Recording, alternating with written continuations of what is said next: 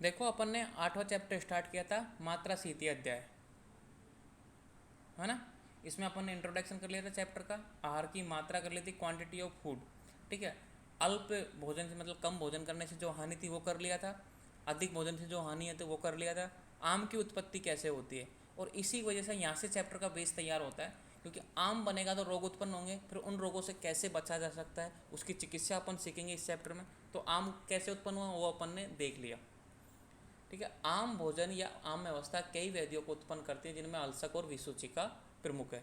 तो ये अल्सक क्या है और विसूचिका क्या है, ये तो प्रमुख है, और ये क्वेश्चनों में आती है कि अल्सक को विस्तार से समझाइए, विसूचिका को विस्तार से समझाइए। अब विस्तार से समझाने का मतलब क्या है, उसकी परिभाषा लिख दो और उसकी चिकित्सा लिख दो, बस हो गया क्लियर। तो अपन स्टार्ट करते हैं अल्सक से। तो आगे सारे बच्चे, हाँ आ गए, 16 थे, 15 आ गए, तो वो भी आ जाएगा 16वां भी। तो अल्सक स्टार्ट करते हैं, ठीक है। आधे से ज़्यादा बच्चे तो जिन हिसाब से आपने ग्रुप में देखा कितने सारे बच्चे हैं, लेकिन आते नहीं क्लास में, मात्र 15 ही बच्चे हैं क्लास में, तो सब वीडियो देखते हैं बाद में। अलसक आम्य अवस्था होने पर भी अधिक मात्रा में भोजन करने से आम्य आमाशय में तीनों दोष प्रकोपित होकर अन्न को दूषित करते हैं। अब समझो यहाँ तक कि आम्य अवस्था मतलब आपके बॉडी में आम बन चुका है, ठीक है, भोजन पूरी तरीके से पच नहीं रहा, अग्नि मंद है आपकी, ठीक है। तो आम्य अवस्था मतलब आम्य अवस्था होने पर भी आपको पता है आम्य अवस्था है, भोजन पूरी तरीके से पच नहीं रहा, पेट भारी भारी है, फिर भी आपको मिल गया टेस्टी भोजन, आपको मिल गया कलाकंद, आपको मिल गया बर्फी, ठीक है। आप गए शादी में, वहाँ मिल गए रसीले रसीले स्वाद मतलब व्यंजन, तो आपको से कंट्रोल हुआ नहीं। तो अधिक मात्रा में, ठीक है, एक लिमिटेड मात्रा में खा लिया तो चल जाएगा, लेकिन अधिक मात्रा में आपने भोजन कर लिया, आम्य अवस्था होने पर भी अधिक मात्रा में भोजन करने से आमाशय में तीनों दोष प्रकोपित होकर अन्न को दूषित करते हैं। तो जो अपना स्टोमक है वहाँ पे तीनों दोष प्रकोपित हो जाएंगे, वात पित्त कफ तीनों दोष प्रकोपित हो जाएंगे, मतलब वो अपना जो काम कर रहे थे वो छोड़ देंगे, और क्या करेंगे, प्रदूषित होकर अन्न को दूषित करते हैं, ठीक है। जब तक वो नॉर्मल अवस्था में तो शरीर को धारण करते हैं, जब वो प्रकोपित अवस्था में हो जाते हैं, दूषित हो जाते हैं, तो क्या करते हैं, अन्न को जो अपन ने भोजन किया था ना ताज़ा, अभी जो शादियों में गए थे वो खाना खाया था, उसको भी दूषित करते हैं, उसको भी बिगाड़ देते हैं, उसको भी बेकार कर देते हैं, ठीक है। इससे क्या होता है, इससे आहार ना तो मुख से, ना तो माउथ से, और ना गुदा से, गुदा यानी एनस, गुदा यानी एनस से बाहर आता है। कहने का मतलब है कि ना तो मुख से बाहर आएगा वो भोजन, ना ही गुदा से बाहर आएगा, और ना ही उसका पाचन होता है। अब जैसे ना तो ऊपर से आ रहा ना नीचे निकल रहा, बस वहाँ पड़ा रहेगा एक तरीके से, ना उसका पाचन होगा, एक पिंड सा बन जाएगा, गोला सा बन जाएगा, ठीक है, और ना ही उसका पाचन होता है, केवल आमाशय में निष्क्रिय पड़ा रहता है। जैसे कोई गांठ बन जाती है ना, ठीक है, कोई गांठ बन जाती है, वही एक तरीके भाई आमाशय में गांठ बन गई, ठीक है, वैसे गोला सा बन जाएगा, पिंड सा बन जाएगा, ना तो ऊपर जाएगा ना नीचे सरकेगा, ना उसका पाचन होगा, बस ऐसा बन जाएगा।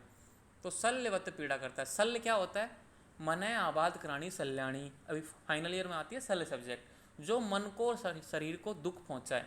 अब ये जो गांठ थी, जो भोजन था अपन ने किया था, ना तो वो पच रहा, ना अपने एनस मार्ग से बाहर निकल रहा, ना मुख से बाहर निकल रहा, ठीक है, तो वो पड़ा रहेगा अपनी आमाशय में, तो वो क्या करेगा, निष्क्रिय पड़ा रहता है और शल्यवत पीड़ा करता है। शल्यवत यानी जिस तरीके से कोई गांठ या फिर कोई गोली चली जाती है अपने शरीर के अंदर, कोई बंदूक से गोली दागता है, तो क्या होता है, जो शरीर को दुख पहुंचाए, वो शरीर को पीड़ा पहुंचाए, वो शल्य है, ठीक है। आप फाइनल ईयर में सीख जाओगे इसकी परिभाषा। तो शल्य क्या है, शल्य यानी जो अपने शरीर को और अपने मन को दुख पहुंचाए, तो वो क्या करेगा, ये अन्न दुख पहुंचाएगा, आपको दर्द उत्पन्न करेगा जिससे, ठीक है। तो कहने का मतलब है अलसक। अब इसको कैसे याद करोगे, अलसक, अलसक में क्या आ रहा है, ए आ रहा है, ए यानी आलसी। तो आलसी यानी क्या होता है भाई, पड़ा रहना। अब आलसी व्यक्ति को क्या होता है भाई, मस्त सो तान के। कहने का मतलब कि क्या करता है, ये पड़ा रहता है, किस में पड़ा रहता है, आमाशय में पड़ा रहता है, निष्क्रिय पड़ा रहता है, कोई काम नहीं करता, तो ये आलसी। आलसी यानी अलसक, मतलब मैं याद करने का तरीका बता रहा हूँ ताकि आप कन्फ्यूजन ना हो, ऐसे आलसी और ऐसे अलसक। तो कहने का मतलब आलसी के जो गुण होते हैं ना, निष्क्रिय पड़ा रहता है, कोई काम नहीं करता, ना ऊपर ना नीचे, तो वैसे ही अलसक क्या करता है, ना तो मुख से बाहर आता है, ना गुदा से बाहर आता है, ना ही इसका पाचन होता है, केवल आमाशय में निष्क्रिय पड़ा रहता है और शल्यवत पीड़ा करता है। जिस तरीके से शल्य कोई गांठ, कोई बंदूक की गोली या फिर कोई ऐसी चीज़ जो अपने शरीर में दुख उत्पन्न करती है, उस तरीके से ये दुख उत्पन्न करेगा, अपने शरीर को पीड़ा पहुंचाएगा। तो ये हो गया अलसक। कोई डाउट है आपको यहाँ तक, आगे बढ़ूँ। अब देखो विसूची यस का, सर। विसूची का क्या है, आमाशय रहने पर मतलब आम अवस्था रहने पर भी अधिक भोजन करने से आमाशय में तीनों दोष प्रकोपित होकर अन्न को दूषित करते हैं। सेम लाइन है, इसकी भी ये लाइन थी, इसकी भी ये लाइन थी कि आपको पता है कि भाई आम में अवस्था बन गई, भोजन ठीक से नहीं पच रहा, फिर भी आप शादियों में गए, खाना खाया, टेस्टी फूड मिला, ठीक है, मार्केट में गए, चाट पकौड़ी मिल गई, खा लिया आपने, ठीक है, आमाशय से फिर ये क्या करते हैं कि आमाशय में अब भोजन तो सीधा शुरुआत में खा जाता है, स्टोमक में तो जाता है, तो ये आमाशय में तीनों दोष प्रकोपित होकर अन्न को दूषित करते हैं, ठीक है, जो अपन ने भोजन था वो पहले का या फिर जो आप खाया हो तो सबको दूषित करने लग जाते हैं, सबको बेकार करने लग जाते हैं। इससे क्या होगा, इससे अन्न मतलब जो आहार मुख व गुदा दोनों मार्ग से बाहर निकलता हुआ, अब देखो इसमें निकल नहीं रहा था, इसमें बस पड़ा रह गया, मतलब आलसी बन गया था, इसमें क्या हो रहा है, इसमें अन्न मुख व गुदा उल्टियाँ हो रही हैं बार बार, ठीक है, गुदा से बाहर आ रहा है, लूज मोशन हो गया, अतिसार हो गया उसको, तो मुख व गुदा दोनों मार्ग से बाहर निकलता हुआ, तो मुख में क्या होगा मतलब बमन करेगा वो व्यक्ति, और गुदा मार्ग से बाहर निकलेगा तो अतिसार, दोनों चीज़ हो जाएंगी, ऊपर और नीचे वो शुरू हो जाएगा, उल्टियाँ करेगा, दस्त लग जाएंगे, उल्टियाँ करेगा, दस्त लग जाएंगे, तो मतलब होता है ना कि एक तरीके से हैजा हो गया इस व्यक्ति को, उल्टी दस्त लग गए, बोलते हैं ना कोलेरा हो गया, हैजा हो गया, वो वाली स्थिति हो जाती है, ठीक है। इससे अन्य मुख व गुदा दोनों मार्ग से बाहर निकलता हुआ विविध प्रकार की वेदनाएं, अलग अलग तरह के दर्द होंगे आपके शरीर में, वह सूची के समान वेदना करता है, सूची यानी सुई चुभोने के समान, जैसे ऐसा लग रहा है कोई व्यक्ति अपने शरीर में सुई चुभो रहा है, ठीक है, जैसे अपन सुई लगती है ना इंजेक्शन, ठीक है, इंजेक्शन लगता है, जैसे कोई व्यक्ति इंजेक्शन लगा रहा है अपने पेट पे, अपनी एनस में, अपने मुंह पे, मतलब ऐसा दर्द हो रहा है जैसे किसी ने इंजेक्शन लगा रहा है, बार बार इंजेक्शन लगा रहा है, तो वैसे ही आपको दर्द उत्पन्न होगा, किसमें, विसूचिका में। अब समझ में आ गए कि भाई अलसक यानी आलसी, निष्क्रिय पड़ना, बाहर नहीं निकलता, विसूचिका इसके अपोजिट, मतलब मुख से भी बाहर निकल रहा है और गुदा से भी बाहर निकल रहा है, मतलब उल्टियाँ भी कर रहा है और लूज मोशन भी हो रहा है, तो क्लियर हुआ विसूचिका और अलसक में अंतर, ठीक है। अब देखो दंडलासक, तीसरा रोग और होता है दंडलासक, जब दोष अति से दूषित हो जाते हैं, ठीक है, सबसे पहले देखो नॉर्मल स्थिति होती है आम बन गया, आपकी भाई अग्नि कमजोर हो गई तो आम बन गया, तो पहली कंडीशन थी भाई अग्नि कमजोर हुई, फिर आम बना, फिर अलसक बना, फिर विसूची का हुई, इसमें कुछ ज़्यादा हो जाता है। दंडलासक में क्या होता है कि जब दोष अति से, मतलब अब तो अति हो गई, आप थम ही नहीं रहे हो, आपको बीमारी है, आपको मतलब बिस्तर पे पड़े हो, लेकिन आपका जो होता है मन कंट्रोल नहीं है, आपको चीज़ चाहिए, टेस्टी चीज़ चाहिए, आपको खाना ही है, वो भी लिमिट से ज़्यादा, जब दोष अति से दूषित हो जाते हैं तो स्रोतों के आम के द्वारा अवरुद्ध होने के कारण, तो अपने शरीर में स्रोतस हैं, आचार्य चरक के अनुसार कितने हैं, 13 स्रोतस हैं, आचार्य सुश्रुत के अनुसार कितने हैं, 11, वो भी जोड़े में, मतलब टोटल 22, तो स्रोतस आप एनाटोमी में अच्छे से पढ़ लिए होंगे आपने, आई होप फिजियोलॉजी में पढ़ लिए होंगे, आई होप, ठीक है, तो स्रोतस है मतलब चैनल्स, टनल्स, जिनको जो आवागमन करते हैं पदार्थों का,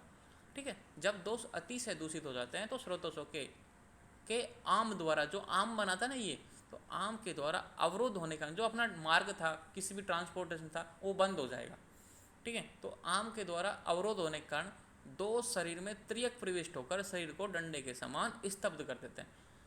अब दोषों को तो चाहिए रास्ता, अब मार्ग तो हो गया अवरुद्ध, जिस मार्ग से दोष जा रहे थे, जैसे अपनी कोई सड़क पर अपन चल रहे हैं, तो सड़क है यहाँ पे ट्रैफिक जाम हो गया, तो अपन खेतों में होकर निकाल लेते ना गाड़ियों को, मोटरसाइकिल को, अब इन दोस्तों को चाहिए वो रास्ता, अब ये दोस्त शरीर में जहाँ जगह मिलेगी ना वहाँ पे अपना रास्ता क्रिएट करेंगे, तो ये त्रियक, तिरछे आड़े तिरछे, जैसे अपन खेतों में गाड़ियाँ निकालते हैं ना, वैसे ये दोस्त अपने शरीर में जहाँ जगह मिलेगी ना, इनको छोटा सा भी छिद्र मिलेगा वहाँ से जाने की कोशिश करेंगे, तो अपने शरीर को अब मार्ग है नहीं, नया नया रास्ता बनेगा, अपने खेत में गाड़ी उतारो पहली बार, नया नया रास्ता बनाओ, गाड़ी कितनी लहराती है, ठीक है, कुछ अलग ही जिगजैग सी संरचना बन जाती है, तो त्रियक प्रविष्ट होकर शरीर को डंडे के समान, मतलब शरीर को अकड़ा देते हैं, अकड़ने का मतलब है कि एकदम से तिरछा हो जाता है ना शरीर, एकदम तिरछा हो गया, वैसे शरीर को मतलब कुबड़ा सा बना देते हैं व्यक्ति को, एक तरीके से कुबड़ा बना देते हैं व्यक्ति को, एक तरीके से तिरछा बना देते हैं, और एकदम डंडे के समान, दंडलासक मतलब डंडे के समान व्यक्ति को एकदम होता ना कि भाई तू तिरछा क्यों है, पता नहीं यार मेरे तो पता नहीं,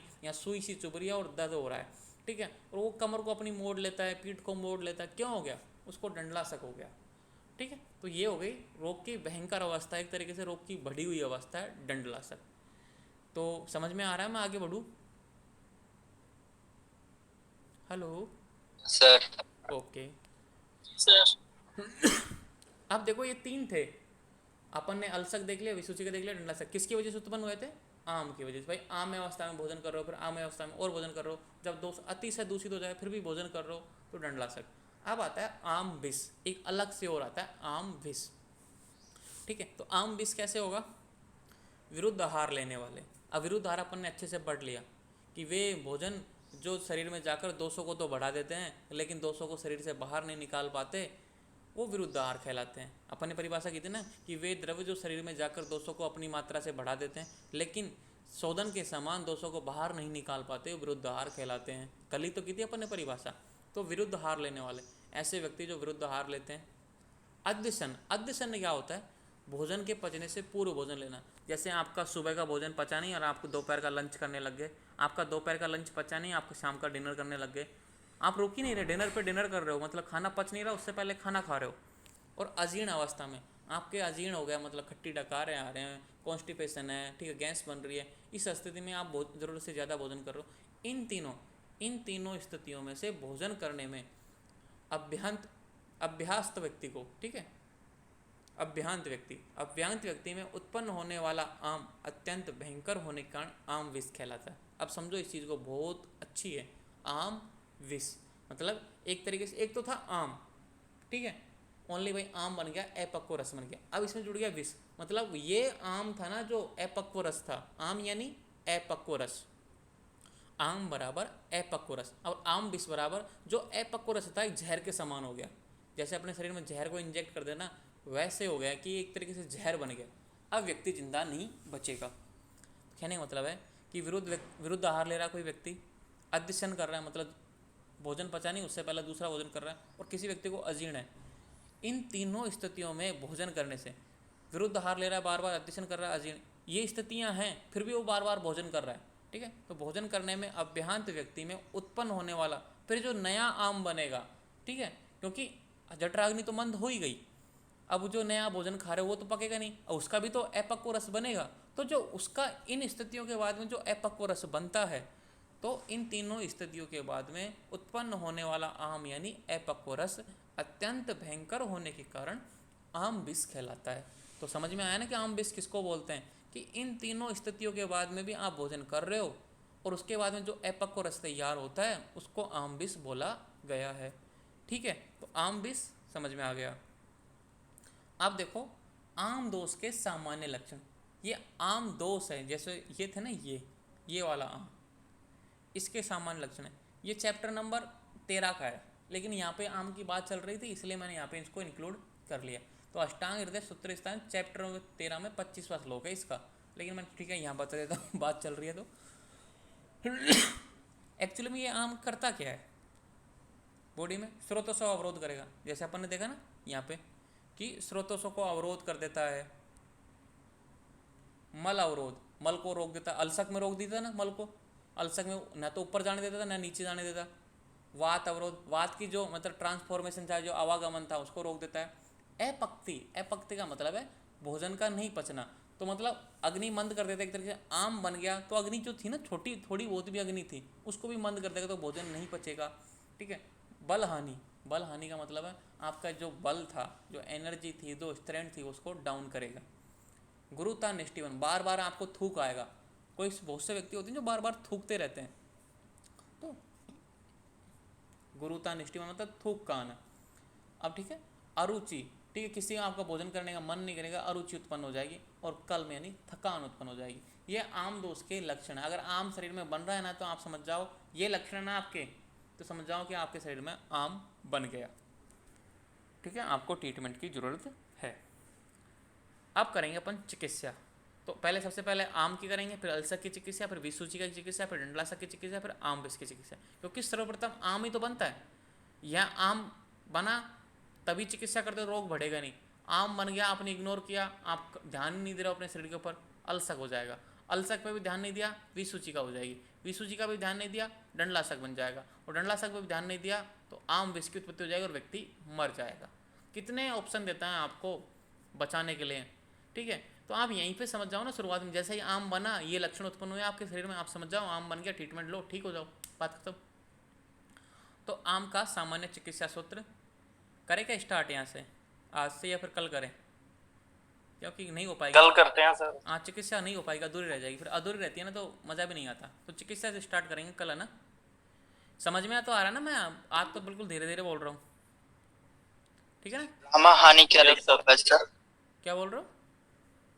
ये ब्रह्मा हानि लिखा हुआ है ना, अपक्ति के बाद। अच्छा, अपक्ति में बल हानि है ये पहले मैंने क्या बल बल बल हानि है, हानि, इसको लिख दूंगा ठीक फिर। समझ में। हाँ, ठीक है, हमको हाथ समझ में आ रहा था। नहीं ये बल ठीक है हानि सर, है। ओके। ठीक सर, ओके।